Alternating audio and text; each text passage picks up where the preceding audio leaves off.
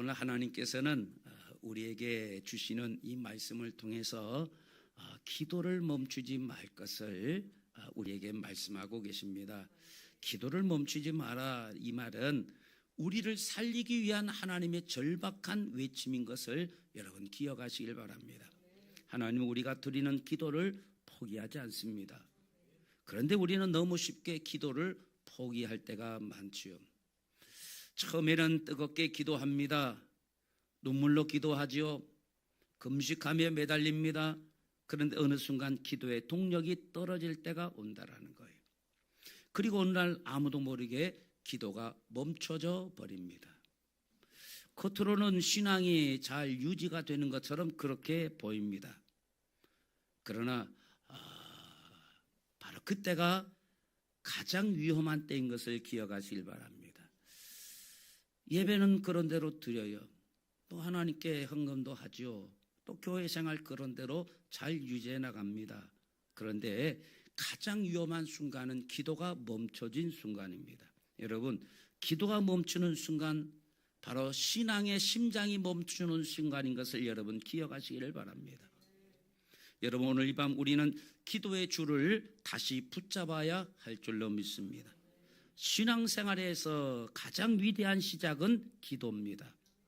그러나 이 기도의 시작보다 더 치열한 싸움이 일어나는 것이 바로 그 기도를 끝까지 지속하는 것, 이것이 더 치열한 싸움인 것을 기억하시길 바랍니다. 시작은 누구나 하지요. 누구나 기도를 시작하는 것은 쉽게 시작을 합니다. 왜냐? 문제를 만나면 기도하지요. 어려움을 만나면 기도합니다. 육신이 질병이 생기고 고난이 오면 기도를 시작하는 건 누구나 쉽게 선택하는 일이라고 말이죠. 그러나 끝까지 가는 사람은 많지 않습니다. 자, 그러면 왜 우리가 기도를 시작을 하는데 왜 멈추게 되고 끝을 보지 못하는가라고 하는 거죠. 여기에는 이유가 있습니다. 첫째는 응답이 생각보다 느리기 때문에 그렇다라는 거예요. 다시 말하면 이 생각은 누구 생각일까요? 내가 하는 생각보다, 내가 정한 생각보다 이 응답이 느리다라고 생각하기 때문에 끝까지 가지 못하고 시작하다 포기해버리는 경우가 많다라는 거예요. 우리는 어떤 생각을 갖습니까? 우리는 기도를 시작하면 얼마 되지 않아 하나님의 능력을 기대를 하지요. 다시 말하면 우리의 시계는 항상 지금을 요구하고 있다는 거예요. 그러나 하나님의 시계는 정확한 때를 향하여 움직인다는 사실을 기억하시길 바랍니다. 바로 이 우리가 원하는 지금이라는 이 시간과 하나님이 원하시는 정확한 때라고 하는 이 시간의 이 간극 때문에, 이 차이 때문에 우리는 지치기 시작한다라는 거예요. 왜 이렇게 늦지?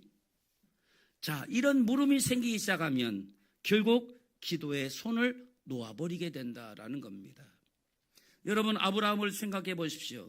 분명히 하나님은 아브라함에게 약속하셨습니다. 너에게 아들을 주겠다. 그의 씨를 통해서 복의 근원이 되게 하겠다 말씀하셨다고 말이죠.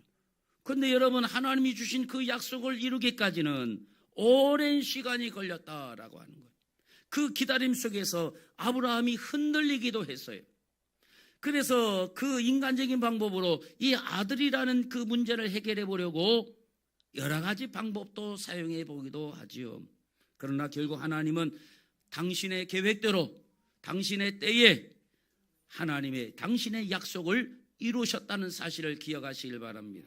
여러분, 하나님의 응답은 늦는 것이 아니라 그 때를 위하여 준비되고 있다는 사실을 기억하시길 바랍니다.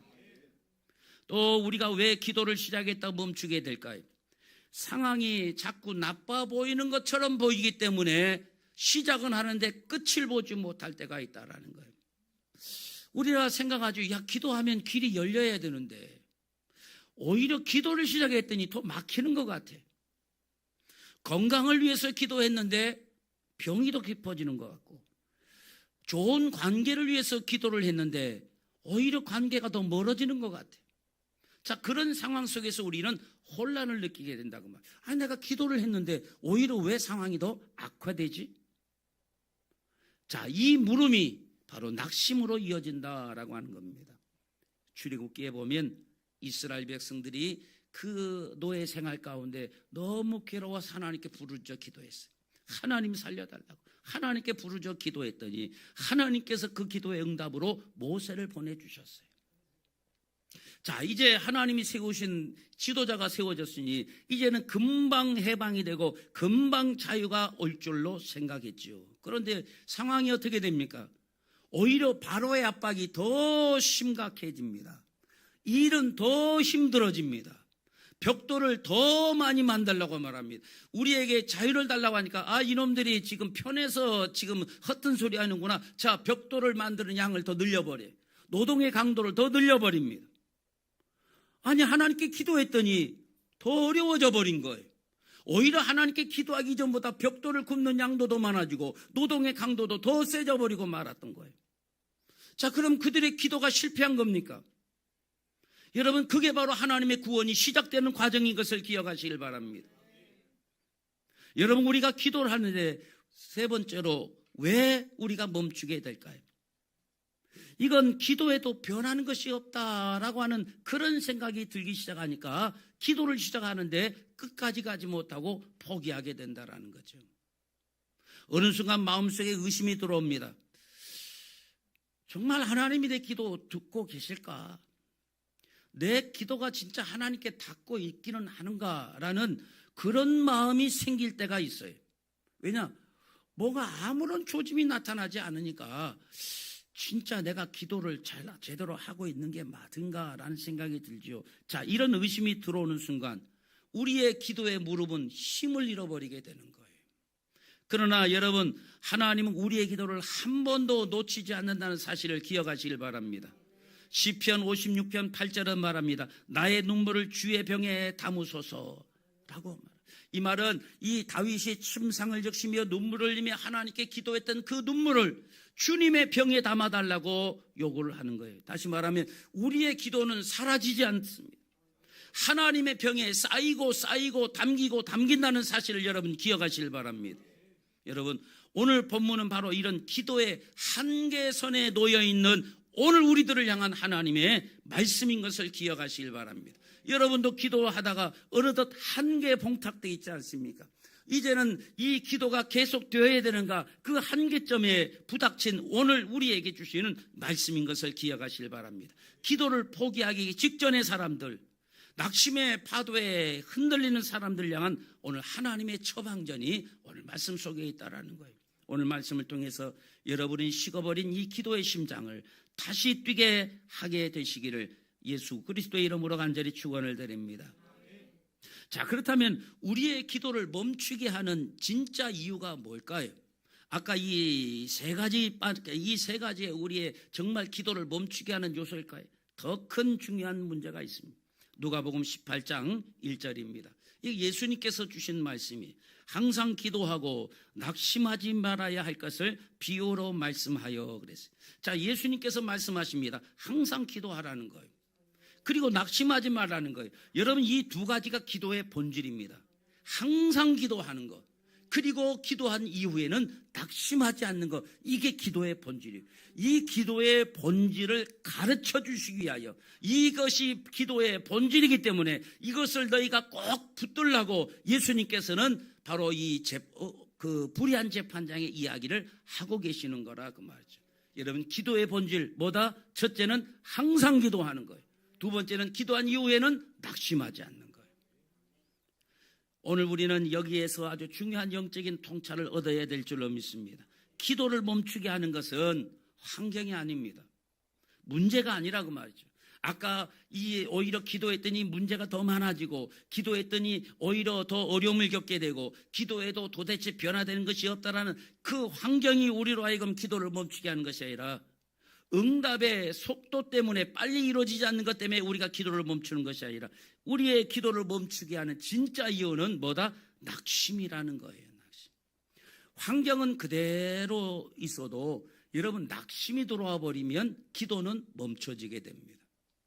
반대로 환경이 아무리 어려워도 낙심하지 않으면 기도는 계속된다는 사실을 기억하시길 바랍니다. 그래서 예수님도 항상 기도하고, 중요한 기도의 본질 두 번째는 낙심하지 말아야 된다고 말씀하고 계시는 거예요. 여러분 엘리야를 보세요. 엘리야가 갈멜산에서 놀라운 능력을 행하지 않습니까? 하늘에서 불이 내려오는 기적을 경험한 사람이, 여러분 그런 기적 경험한 사람이 여러분 이 지구상에 몇 사람이나 될까요? 엄청난 사건 아닙니까? 그런데 여러분 그 엄청난 하나님의 능력과 기적을 경험했던 엘리야가 이세벨 위압 앞에 무너져 버리고 말잖아요. 광야로 도망가서 죽기를 정하죠. 쉽게 말하면 자살 기도를 하나님께 드리는 거예요. 내가 스스로 내 목숨 못 그만두겠으니까 하나님 내 생명 걷어가 달라고. 이 말은 뭐예요? 내가 스스로 나 자살 못 하겠으니까 차라리 나 죽여달라는 그 하나님에 의한 자살 기도 아니겠습니까? 자, 왜 그런 일이 일어나게 되느냐? 낙심했기 때문에 그래요. 다시 말하면 내 기대와 다른 상황이 벌어진다고 말이에요. 이 갈멜산에서 불이 내리고 하나님의 능력을 보여주셨으면 이제는 하나님이 내가 생각하고 내가 기대하기에는 뭔가 다른 제2차, 3차에 뭔가 하나님의 강력한 뭔가가 또 나타날 거라고 생각하는데, 그 다음에는 불이 내린 다음에는 오히려 이세벨이 펄펄 뛰면서 죽이겠다고 편지를 보내고 위협을 하고 난리를 치니까 그만 낙심해버렸다고 말이죠. 여러분, 사단은요, 여러분 꼭 기억하세요. 사탄은 여러분의 상황을 마음대로 바꿀 수 없습니다. 여러분의 상황 때문에 여러분이 낙심하는 게 아니에요. 여러분의 마음에 이 사단은요, 낙심을 심는 데는 굉장히 탁월합니다. 여러분, 사단은 여러분의 환경을 바꿀지는 못하지만 사단이 여러분의 마음속에 낙심을 심는 데는요, 이 사단을 따라갈 존재가 없어요. 어떻게 해서든 여러분 마음속에 낙심을 심어버린다고 말하죠. 그래서 여러분, 이 기도의 싸움은 결국 낙심과의 싸움이라는 사실을 기억하시길 바랍니다. 낙심이 들어와 버리면 기도의 무릎이 꺾여요. 이 무릎이 꺾이면 기도가 끊어지게 된다는 사실을 기억하시길 바랍니다. 자, 예수님께서는 바로 이 진리를 설명하기 위해서 바로 이 불의한 재판장과 과부의 비유를 말씀하시는 거예요. 어떤 도시에 하나님도 도대체 두려워하지 않는 이 간땡이 부은 재판관이 있어요. 사람을 무시하고 또 마음대로 하는 재판장이, 이 사람은요, 양심도 없어요. 컴패션, 긍휼도 없어요. 정의감도 없는 사람이에요. 우리가 도움을 요청할 때 가장 피하고 싶은 유형의 사람이 이런 사람 아닙니까? 정의감도 없고 긍휼도 없고 양심도 없고 그런 사람이에요. 그런데 여기 한 과부가 등장하잖아요. 이 당시의 과부는요, 사회적으로 가장 약한 존재, 사회적으로 가장 도움이 필요한 존재를 과부나 고아라고 성경은 대표적으로 말하는 바로 그 과부라고 말이죠. 이 사람은 과부이기 때문에 경제적인 기반도 없습니다. 법적인 보호도 부족합니다. 누구도 이 과부를 대신 싸워주는 사람이 없다고 말이죠. 그런데 이 과부가 계속해서 재판장을 찾아갑니다. 한 번이 아니에요. 두 번도 아닙니다. 계속 갑니다. 포기하지 않는 거예요. 결국 어떻게 됩니까? 재판장이 말하죠. 이 과부가 나를 번거롭게 하니 내가 그 원한을 풀어주리라. 이 재판장의 마음이 바뀐 이유가 뭘까요? 없던 정의감이 갑자기 생겼습니까? 없던 긍휼이 갑자기 생겼습니까? 없던 양심이 갑자기 생겼습니까? 아니, 귀찮아서요. 더 이상 견딜 수 없어서 그래요. 여기 중요한 것은 이 과부가 이 재판장을 움직인 과부의 능력이 아니라고 말하죠. 과부는 포기하지 않았다는 것, 그 하나로 자기의 원한을 해결함을 얻었던 것을 기억하시길 바랍니다. 여기서 예수님이 말씀하시고 싶은 핵심이 뭐예요? 악한 재판장도 이렇게 긍휼도 없고 정의감도 없고 양심도 없는 그런 악한 재판관도 이렇게 끈질긴 요청에 반응하는데 하물며 사랑의 하나님이 너희 기도에 반응을 보이지 않겠느냐, 응답하지 않겠느냐라고 하는 거예요. 그러니까 항상 기도하고 결코 낙심하면 안 된다라고 말씀하고 있는 거예요. 여러분, 야곱을 보세요. 야곱은 야복강에서 밤새도록 하나님과 씨름을 하지요. 나를 축복하지 아니하면 내가 보내지 아니하겠나이다. 그 끈질김이 결국 그의 인생을 뒤바꾸잖아요. 여러분, 열왕기상에서 엘리야가 갈멜산 이 사건 이후에 하나님 앞에 비를 위하여 기도합니다. 한 번 기도하고 끝내지 않았어요. 두 번 기도하고 끝내지 않았습니다. 종을 보내 계속해서 7번까지 확인하게 하죠. 6번까지도 아무것도 보이지 않았어요. 그러나 7번째 손바닥만한 구름 조각을 보게 되지요. 그 작은 구름이 결국 비가 되었던 것을 기억하시길 바랍니다. 여러분, 기도의 능력은 얼마나 기도를 잘하느냐가 아니에요. 잘하는 것이 기도의 능력이 아닙니다. 포기하지 않는 거예요. 내가 기도를 방언으로 기도하느냐? 내가 이 기도를 내가 뭐 다른 유창하게 하느냐? 기도의 능력은 잘하는 게 아니에요. 포기하지 않는 게 기도의 능력입니다. 기도는 재능이 아니라 지속입니다. 내가 얼마나 지속하느냐. 여러분, 오늘 금요일 날도 계속 여러분에게 기도하라는 이유가, 목사님 힘들어 죽겠는데 나 10분 이상 하면 할 말이 없는데 목사님 계속 10분 정도 기도하라고 하는데 몸이 막 미쳐버리겠죠. 할 말 없는데 버텨요. 좀 버텨봐. 뭐 10분 못 버텨? 10분 일찍 집에 가서 못 하려고. 뭐 영화 볼 거 있어? 뭐 집에 가서 뭐 하려고 뭐 먹을 거 있어요? 10분 정도 더 버텨봐 한번. 지속이에요, 지속. 지금부터 시작해 보세요. 내가 오늘부터는 내가 목사님 안수기도 끝나고 10분 정도는 내가 버텨봐야지 하는 거예요. 여러분, 공부하는 학생도 책상에서 붙어 있는 것부터 시작하는 거예요. 붙어 있는 것부터. 그리고 나서 딴짓 하지 마요. 핸드폰으로 자꾸 뭐가 딴 거 검색하지 말고 그냥 눈 감고 버텨요. 하나님 할 말 없으면 아버지 하고 또 기다리고, 아버지 하고 기다리고, 확인하고 싶으면 시간이나 10분 됐나 한번 보고 또 아버지 하고, 10분 됐다. 그리고 일어나세요. 그리고 조금 지나면 한 5분 정도 더 늘려보고. 지속이 지속. 여러분, 그 훈련이에요. 훈련은 그렇게 하다 보면 되는 거예요. 기도는 재능 아닙니다. 하나님 나에게 이 기도의 은사를 안 주셨나 봐요. 기도는 은사가 아니에요. 기도는 은사가 아니에요. 여러분, 하나님 앞에 기도는요, 내가 얼마나 항상 기도하고, 이 말은 우리가 항상 교회에 나와서 무릎 꿇고 있을 수 있습니까? 항상 하나님과 관계 속에서 기도하는 마음으로 사는 거예요. 여러분, 기도는 재능 아닙니다. 지속이. 버텨보세요.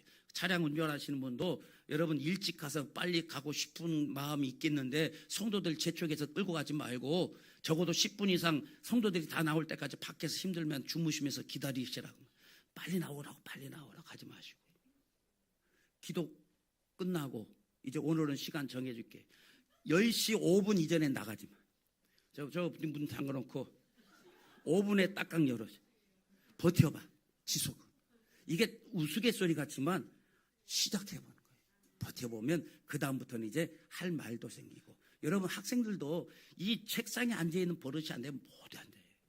엉덩이가 막 덜썩거리고 앉아있다 보면 이제 처음에는 막 딴짓도 하다가 그 다음은 책도 보다가 그 다음부터 기도가 나오기 시작하고, 이제 아버지 하다가 보면 이제는 하나님께서 우리에게 뭐가 기도한 생각이 떠오를 때가 있어요. 이걸 위해서 기도해야 되겠다. 그거 기도하기 시작하는 거예요. 여러분, 기도는 훈련입니다. 경건에 이르는 것은 은사가 아니에요. 40일 금식 기도했다고 갑자기 생기는 거 아니에요. 40일 금식 기도 저는 안 해봤고 한 20일 해봤더니 20일 금식 기도 한 다음에 생각나는 거 밥밖에 생각이 안 나더라고요. 또 기도해야지. 이건 없어요.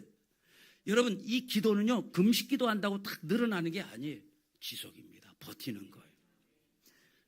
자, 여러분, 응답보다 중요한 기도의 지속을 여러분 꼭 기억하시길 바랍니다. 여러분, 우리의 기도의 응답, 우리는 기도의 응답에 자꾸 집중하잖아요. 하나님이 뭔가 빨리 말씀해 주시고 빨리 사인을 보내주고 빨리 신호를 보내주기를 우리는 원하고 거기에 자꾸 집중을 하지요. 그러나 하나님은 기도의 지속을 보신다는 것을 기억하시길 바랍니다. 네가 얼마나 그것을 지속하느냐, 하나님 그걸 보시는 거예요. 여러분, 하나님께서 아브라함에게 이 75세 아들을 약속하시고 하나님의 능력이 약해서 100세까지 하나님께서 기다렸다가 주셨을까요? 아브라함의 그 지속을 보신다고 봐야죠. 중간에 아브라함이 못 견디니까 어떻게 합니까? 첩을 들이기도 하고, 안 되니까 종으로 양자를 삼아 볼까? 조금 더 기다리다가 안 되니까 뭐 그 둘째 부인을 하가를 들여가지고 아기를 낳아볼까? 별짓을 다 하잖아요. 못 기다리는 게 못 기다리는, 이게 우리들의 모습이라고 하죠. 우리가 기도하는데 지속이 안 되니까 자꾸 이거 해보고 저거 해보고. 그런데 하나님은 너 계속 해봐라 그래. 하나님이 달아보시잖아요. 그리고 하나님의 때 100세가 되니까 결국 하나님이 이삭을 주셨던 것 아닙니까? 여러분, 하나님은 우리의 응답이 급하신 분이 아니, 우리가 얼마나 하나님 앞에 기도를 지속하느냐. 한 번의 뜨거운 기도보다 더 중요한 것은 멈추지 않는 기도인 것을 기억하시길 바랍니다. 여러분, 강한 파도가 바위를 뚫는 것이 아닙니다. 끊임없이 떨어지는 물방울이 바위를 폐기한다는 것을 기억하시길 바랍니다. 여기서 우리는 한 가지 질문을 던질 수가 있죠. 자, 그럼 왜 하나님이 즉시 응답하지 아니하실까? 성경에 보면 이 질문에 대한 아주 중요한 답이 나옵니다. 다니엘서 10장 12절에서 14절을 봅니다.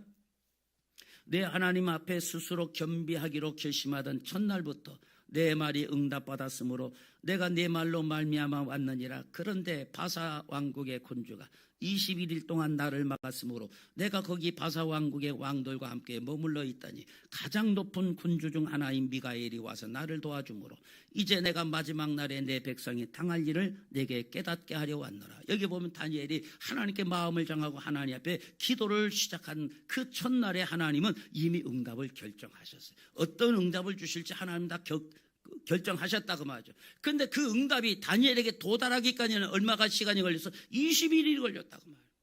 그 사이에 어떤 일이 영적 전쟁이 벌어지고 있는 거예요. 그 하나님의 응답을 가지고 이제 그 다니엘에게 가는데 이 바사 왕국의 왕이 이것은 영적으로 이 어둠의 영들의 세력이 그 응답을 막고 있다고 말이죠. 그러니까 영적 전쟁이 그 사이에 벌어지고 있다라는 거예요. 만약 다니엘이 20일째 기도를 그냥 아이고 힘들어 포기해버렸으면 어떻게 됐겠어요? 응답은 이미 하늘로부터 출발했는데 다니엘이 20일 만에 포기해버렸으면 그는 응답을 보지 못했을 거라고 말이죠. 여러분, 여러분의 기도도 이미 응답이 오고 있는 중인 줄로 여러분 기억하시길 바랍니다. 문제는 응답이 늦는 것이 아니라 우리가 먼저 그 응답이 도달하기 전에 기도를 멈춰버린다고 말해요. 여러분, 하나님의 응답이 그렇다면 우리가 생각할 때 하나님의 응답은 지연되지 않습니다. 항상 하나님이 정확한 때에 응답이 오는데 우리가 생각할 때 지연되는 것처럼 느껴질 때가 있죠. 자, 왜 하나님의 응답이 지연되게끔 그렇게 느껴지게끔 하나님이 우리에게 그렇게 하실까요? 첫째는 우리의 믿음을 드러내기 위해서입니다. 여러분이 일이 잘 풀릴 때 계속 기도하는 것은 어렵지 않아요. 뭐가 문제가 있어서 기도했더니 그 문제가 조금 해결됐어요. 그 다음에는 재미가 나서 또 기도합니다. 여러분, 우리의 믿음이 정말 드러날 때는요, 이 응답이 쉽게 나타나지 않을 때 우리의 믿음의 모습이 그때 나타나는 것을 기억하시길 바랍니다. 여러분, 베드로가 밤이 맞도록 수고해도 아무것도 거둔 것이 없다고 그러잖아요. 그게 진짜 인생이 힘들 때예요. 하나님은 그 베드로를 보신 거예요. 아, 저놈 싹수가 있구나. 저놈 데려다가 내가 이제 좀 제자로 써도 되겠구나. 하나님은 벌써 베드로를 보셨던 거죠. 그 싹수를 본 거예요. 뭐예요? 믿음의 싹수. 뭐예요? 아무것도 거둔 것이 없어도 밤을 새울 수 있는 그 마음들. 그게 기도의 믿음의 역사인 것을 기억하시길 바랍니다. 여러분, 기도했는데 뭐가 싹싹 조금씩 변화가 나타나면 기도의 재미가 붙어야 안 붙어요? 재미가 나지. 아이, 그 여리고성을 돌았는데 전에 얘기했지만 여리고성을 한 바퀴 돌았더니 벽돌이 금이 쭉쭉쭉 가기 시작. 야, 뭐가 보인다. 야, 또 돌자. 얼마나 신나서 돌겠어요. 두 바퀴 돌았더니 저 성벽 위에서 벽돌이 하나둘씩 툭툭툭 떨어지기 시작해. 야, 드디어 하나님이 역사하시라. 세 번째 날 돌자. 신날까요, 안 날까요? 재미가 나지. 세 바퀴 돌았더니 한쪽 성벽이 와르르 무너졌어. 그 다음부터 도는 건 아무 문제가 없어요. 여러분, 이 기도 응답이 우리에게 그때그때 보여지면 여러분, 우리는 그 누구도 그렇게 기도하는데 어려움을 겪지 않는다고 말이죠. 그런데 아무 변화가 없을 때 계속 기도하는 사람, 그 사람이 진짜 믿음의 사람이에요. 하나님을 향한 믿음이 있어야만 그게 가능하기 때문에 그렇다고 말이죠. 여러분, 여리고성을 하루에 한 바퀴씩 6일째 돌고 마지막 이래되는 날을 7바퀴 돌 때에 그게 믿음 없이 되어질 일입니까? 여러분, 믿음 없이 그 일을 할 수 있느냐고 말이죠. 얼마나 불평이 터져나오겠어. 야, 이거 뭐 하는 짓이냐 지금. 우리가 이 성을 공략하려면 그 장비가 필요, 사다리를 준비하든지 아니면 뭐 공성전을 펼치려면 뭐 돌을 던지는 투석기라든가 이런 걸 우리가 준비해야지. 이거 맥없이 한 바퀴 돈다는 게 말이 되냐. 불평이 터져나올 수 있잖아요. 한 사람이라도 입을 열고 불평이 시작하면 그 불평이 쫙 전파가 됩니다. 여러분, 그렇습니다. 사람은 한 사람 불평하기 시작하면 다 전파돼. 그래서 하나님은 여호수아에게 뭐라고 하면 이스라엘 백성 입을 닫게 하라. 입을 열지 말라고 그랬어요. 그리고 그들의 믿음을 달아보셨다고 말이죠. 여러분, 우리의 하나님의 응답이 지연되는 것처럼 그렇게 보여지는 것은 우리의 믿음을 드러내는 거예요. 여러분, 응답이 없을 때에도, 변화가 없을 때도 계속 기도하는 사람, 그 사람이 진짜 믿음의 사람입니다. 바로 기도의 지속 여부가 믿음의 깊이를 나타낸다는 사실을 기억하시길 바랍니다. 두 번째로 기도의 응답이 지연되는 데는요, 이유가 있습니다. 하나님은 기도를 통해서 상황보다 그 기도의 사람을 먼저 바꾸기를 원하시기 때문에 그래요. 여러분, 우리는 문제 해결을 원하잖아요. 우리의 문제라는 게 결국 상황과 관련되어 있잖아요. 이 상황이라든가 여건이라든가 주변, 이것들을 변화시키기를 원한다고 말이죠. 우리의 관심은 항상 상황의 변화에 있어요. 그런데 하나님은 우리의 변화에 더 관심을 가지고 계신 것을 기억하시길 바랍니다. 기도하는 그 시간 속에 우리가 기도를 이렇게 하다 보면 내 욕심이 하나하나 정리되기 시작해요.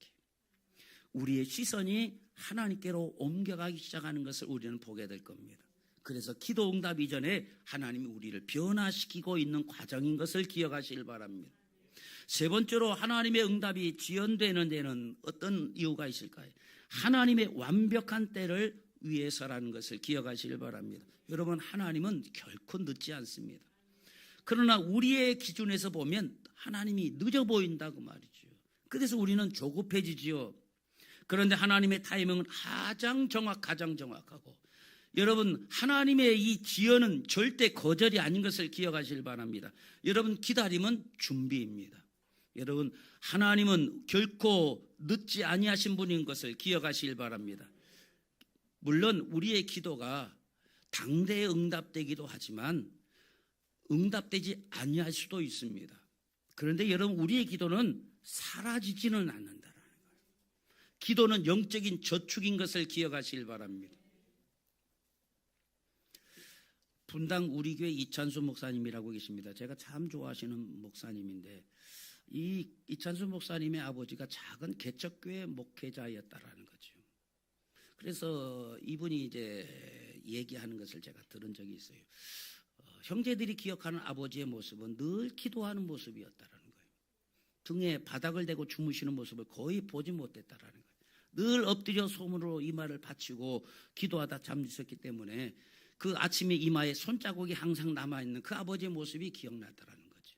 어느 날 교회에 큰 문제가 생기니까 이 아버지가 짐을 싸서 산으로 올라가 40일 금식 기도를 시작했다라는 거예요. 평소에는 금식한 중에도 물을 마시면서 금식했는데 이때는 뭐 문제가 좀 심각했는지 물도 드시지 않고 금식하는 완전한 단식을 했다라는 거죠. 그렇게 14일 금식 기도하다가 지병이 악화돼서 결국 돌아가셨다라는 거예요. 작은 개척교회 목사로 계시다가 그냥 금식 기도하다가 돌아가신 거예요. 어떤 것도 남기지 못하고 그냥 초라하게 그야말로 안타까운 죽음을 맞이한 거죠. 자, 그 일을 겪으면서 이 이찬수 목사님이 하나님이 마치 실패한 것처럼 자기는 느껴졌다라는 거예요. 하나님이 무능력한 것처럼 그렇게 보였다는 거죠. 그래서 아버지를 이어 목회하라는 그 어머니의 권유를 뒤로하고 장사를 시작했다는 거죠. 그래서 장사하며 돈을 많이 벌었는데 그래도 마음이 편치 않았고 결국은 30살에 신학교에 들어가게 되었다는 거예요. 신학교에 다니던 중에 사랑의 교회에 옥하는 목사님이 사랑의 교회에서 교육전사를 구한다는 그 광고를 보고 지원하게 됐고 우여곡절 끝에 이제 그 사랑의 교회에서 사역을 시작하는데, 그런데 이해할 수 없는 일들이 일어나더라는 거예요.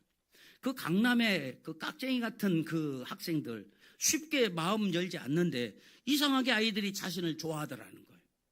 아이들이 큐티하지 않으면 이 그 젊은 전도사니까 아이를 너 큐티 안 해왔다, 뒤에 그 예배 시간에 뒤가 벌 세우고 손 들고 서 있으라고 막 그렇게 하기도 했다라는 거예요.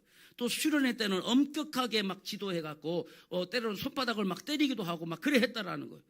그런데도 아이들이 상처를 받지 않고 오히려 웃으면서 자기를 막 따르더라는 거예요.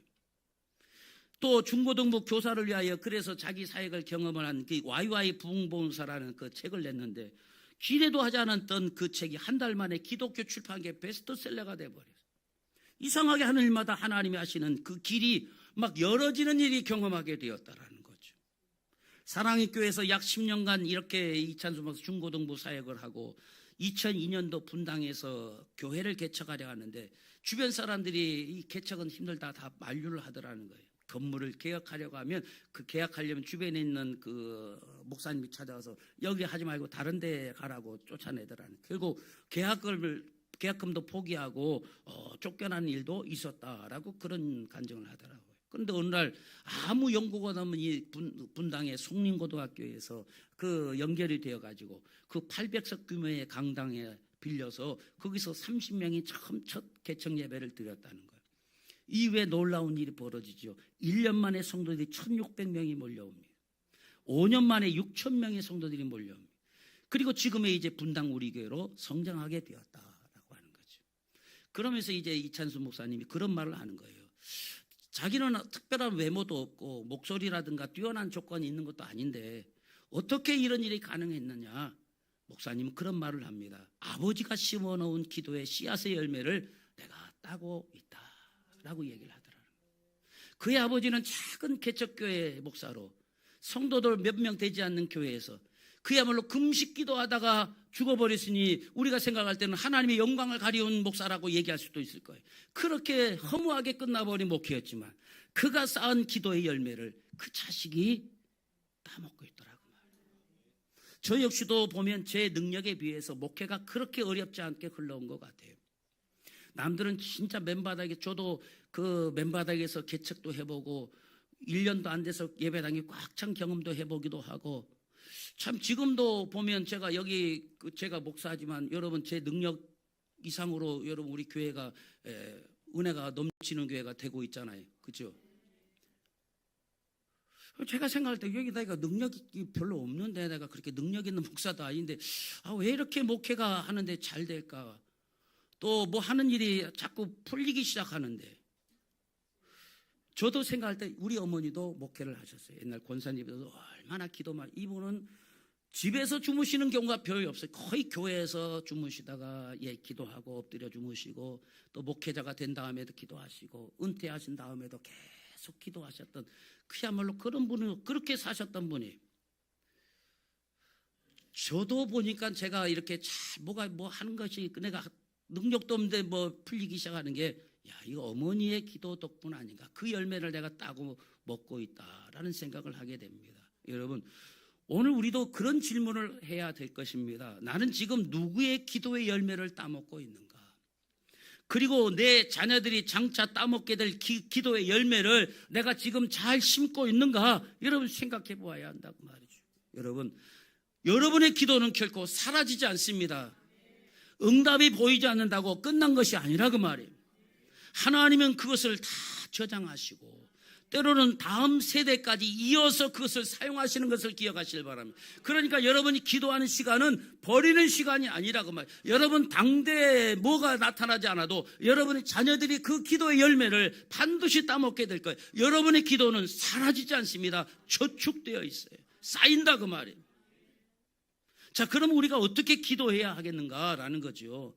여러분, 결과가 아니라 관계로 기도해요. 내 당대에 무슨 결과를 보겠다는 그런 마음으로 기도하는 것이 아니라 내가 이 관계, 하나님과 내가 연결되어 있는 것이 중요하다라는, 감정이 아니라 결단입니다. 기분이 아니라 믿음으로 기도했다. 오늘 기도하고 마음이 없는데, 기도할 기분이 생기지 않는데, 내가 오늘 피곤한데, 이 기분이나 감정이 아니라 결단한, 나는 그래도 기도해야 된다. 내가 기도하다가 내가 그냥 힘 약해서 쓰러지는 한이 있더라도 난 그래도 기도에다 결단이 있어야 된다고 말이죠. 기분이 아니라 믿음으로 하는 거예요. 그리고 포기하지 않는 기도의 자리를 지켜야 될 줄로 믿습니다. 여러분, 습관처럼 기도하는 거예요. 삶의 중심으로 우리의 기도를 세워나가야 될 줄로 믿습니다. 이제 여러분 결론에 도달합니다. 여러분 이제 결단하시길 바랍니다. 여러분, 기도는 능력이 아니에요. 선택이 아닙니다. 기도는 결과가 아니라 지속인 것을 기억하시길 바랍니다. 여러분, 지금 멈추면 끝입니다. 그러나 지금 다시 시작하면 살아난다는 사실을 기억하시길 바랍니다. 혹시 여러분 마음속에 잊어버린 기도가 어떨 때 떠오르고 있습니까? 이거는 안 돼, 스스로 포기해버린 기도의 제목이 있습니까? 내려놨던 기도가 있습니까? 여러분, 오늘 다시 붙드시길 바랍니다. 포기하면 끝나지만 여러분 다시 시작하면 살게 된다는 사실을 기억하시길 바랍니다. 하나님은 아직 끝내지 않았어요. 여러분이 끝낸 기도가 있습니까? 다시 그 기도를 붙드시길 바랍니다. 하나님은 끝내지 않았다 그 말이지. 하나님은 지금도 여러분의 기도를 듣고 계십니다. 지금도 일하고 계셔요. 그러니 여러분 기도를 멈추지 마시기를 주님의 이름으로 축원합니다.